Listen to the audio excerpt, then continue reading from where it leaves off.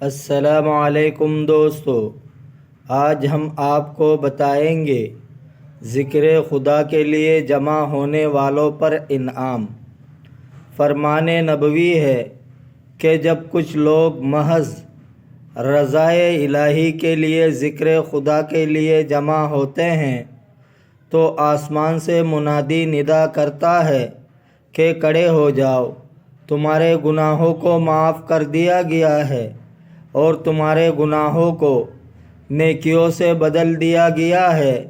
نبی کریم صلی اللہ علیہ وسلم کا فرمان ہے کہ کوئی قوم ایسے نہیں جو کہیں بیٹھے اور اللہ تعالیٰ کا ذکر نہ کرے اور نبی صلی اللہ علیہ وسلم پر درود نہ بھیجے، اور قیامت کے دن وہ حسرت سے دوچار نہ ہو۔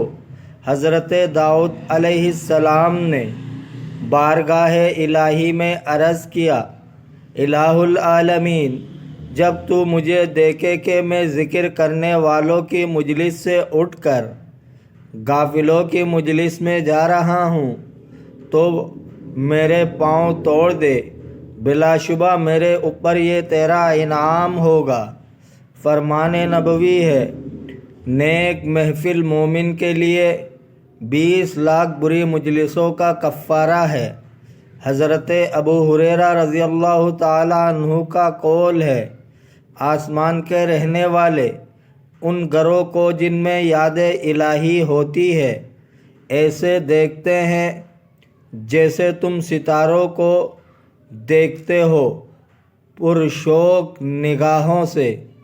حضرت سفیان بن عیینہ رضی اللہ تعالی عنہ کا کہنا ہے، جب کوئی جماعت ذکر خدا کے لیے جمع ہوتے ہیں تو شیطان اور دنیا علیحدہ ہو جاتے ہیں۔ پھر شیطان دنیا سے کہتا ہے، کیا تو نے انہیں دیکھا یہ کیا کر رہے ہیں؟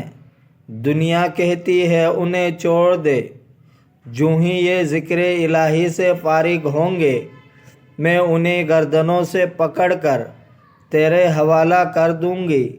حضرت ابو ہریرہ رضی اللہ تعالی عنہ ایک مرتبہ بازار میں تشریف لائے اور فرمایا، لوگوں میں تمہیں یہاں دیکھ رہا ہوں، حالانکہ مسجد میں حضور صلی اللہ علیہ وسلم کی میراث تقسیم ہو رہی ہے۔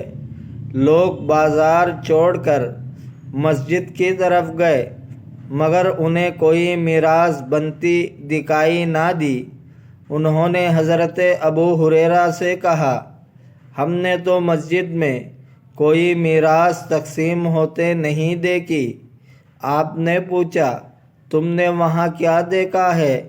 بولے، ہم نے وہاں ایسی جماعت دیکھی ہے جو ذکر خدا کر رہے ہیں اور قرآن مجید پڑھ رہے ہیں۔ آپ نے فرمایا، یہی تو نبی کریم صلی اللہ علیہ وسلم کی میراث ہے۔ دوستو، اگر آپ کو ویڈیو اچھی لگی ہے تو لائک کرے، شیئر کرے، چینل کو سبسکرائب کرے۔ اپنے بہت سارے خیال رکھیے گا۔ ملتے ہیں اگلے ویڈیو میں۔ اللہ حافظ۔